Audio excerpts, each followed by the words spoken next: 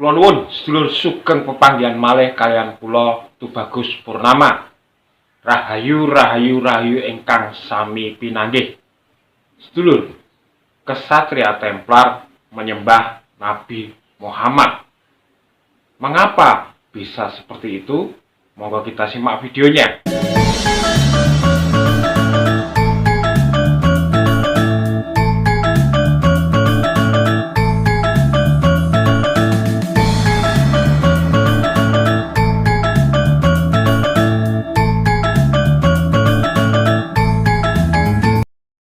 Baik sedulur, seperti kita ketahui bahwa di video-video saya sebelumnya, Baal dan Asyera itu yang merupakan dewa-dewa yang pernah menjadi dewa utama dijadikan iblis ketika salah satu dari lawannya bisa mengalahkan.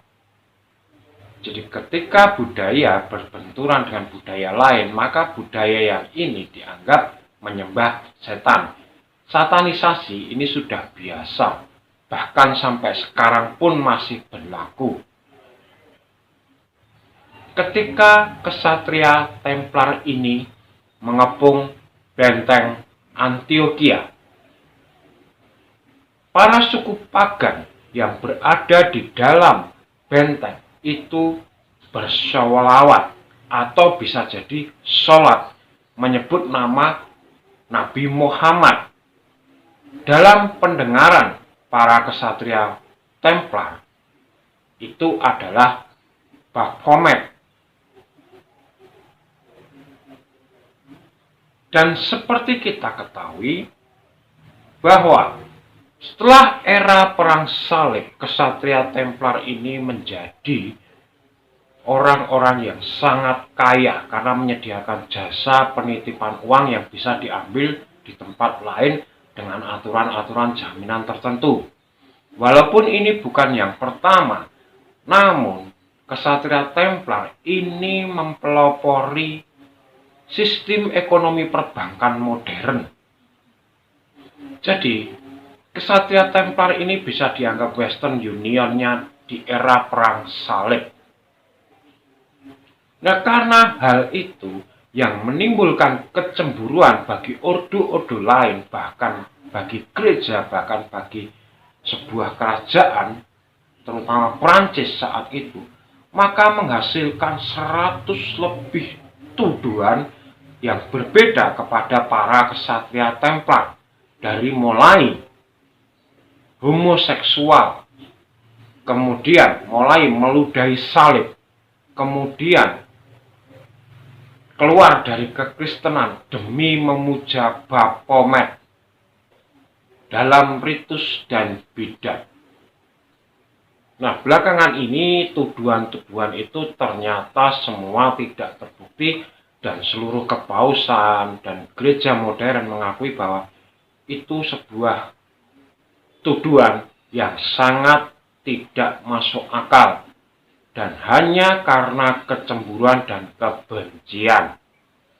Para sarjana modern sekarang mengakui bahwa Baphomet itu berasal dari nama Nabi Muhammad dalam bahasa Prancis kuno karena kesalahpahaman orang-orang Kristen abad pertengahan bahwa umat Islam adalah menyembah berhala dan memuja Muhammad sebagai dewa. Nah, sedulur, pada masa perkembangannya ketika kekristenan ini sudah melampaui batas dirasakan oleh orang-orang Eropa, bahkan mungkin dunia, mereka memaksakan kekristenan itu dengan mengabaikan hak-hak orang lain. Maka pada abad ke-18, orang-orang Okkultisme, atau kalau di sini orang-orang abangan, itu merasa harus menentang. Karena kita harus keluar dari penindasan. Yang dirasakan pada saat itu adalah penindasan dari Kristen. Wujud dari perlawanan itu adalah mendirikan patung Baphomet dan ada kaum mistikus yang disebut Satanisme.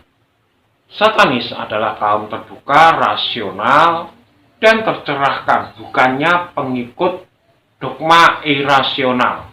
Nah, ini terjadi karena masyarakat Eropa Selatan itu bisa menemukan alur dari agama leluhurnya atau ajaran leluhurnya, seperti Italia, Amerika Selatan, itu menemukan jalurnya. Karena apa? Ada catatan-catatan yang dimiliki oleh bangsa Arab. Nah, maka dari itu mereka bisa sampai ke Romawi dan Yunani, sehingga mereka bisa kembali. Sedangkan di Eropa Utara seperti Prancis, Spanyol itu tidak memiliki catatan sama sekali.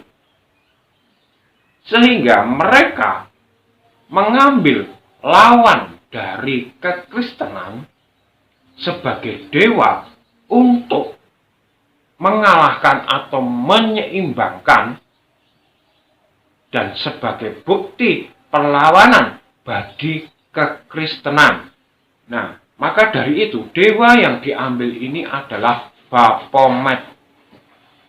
Baphomet ini adalah dewa Romawi kuno yang dijadikan lambang pemujaan setan. Nah, awal abad ke-18, terutama di abad Renaissance atau pencerahan di Eropa, itu patung Baphomet digambarkan seperti orang Timur Tengah dengan orang berjubah, berjanggut, bersorban. Namun di abad ke-19, penggambaran Baphomet ini sudah lain, yaitu menjadi kepala kambing. Dan ini dianggap bahwa kesatria Templar menggunakan sosok kepala kambing ini sebagai gambaran Baphomet untuk dipujanya. Di tangan kaum okultisme abad ke-19, Baphomet ini merupakan simbol tradisi kuno yang revolusioner, yang segera mengarahkan pada emansipasi umat manusia dan pembentukan tatanan sosial yang sempurna. Inilah simbol yang digunakan kaum Gnostik, Templar, dan mistikus lainnya di masa lalu. Seorang kesatria Provence, Raymond Roubaix, mengatakan Baphomet adalah patung kepala dari kayu yang disembah kakinya dengan menyebut Yala Yala, seperti orang Saracen. Yang lainnya berkata, pujalah kepala ini. Kepala ini adalah Tuhanmu dan Muhammadmu. Nah, sedulur semua, dari kejadian ini kita tentunya sudah mengetahui benang merah dari sebuah revolusioner. Jadi ketika bangsa Eropa Selatan menemukan jalurnya ke leluhurnya karena ada catatan dari bangsa Arab tentang Yunani dan Romawi, sedangkan bangsa Eropa Utara tidak menemukan, sehingga menyebutkan lawan dari agama yang berkuasa pada saat itu adalah sebagai dewa mereka, dan memastikan bahwa itu adalah dewa-dewa kuno dari kami yang wajib kita kembali ke ajarannya. Jadi ini hanya gambaran di Eropa, tetapi bagi teman-teman mungkin bisa dijadikan referensi mengapa saat ini di Nusantara ini timbul kembali ajaran-ajaran spiritual leluhur. Jadi kalau ada salah kata, saya mohon maaf yang sebesar-besarnya. Tetap terus dukung channel ini agar dapat berkembang dengan like, subscribe, dan komen. Karena dukungan panjenengan sangat berarti bagi perkembangan channel ini. Terima kasih, saya dari Yogyakarta mengucapkan rahayu, rahayu, rahayu. Matur nuwun.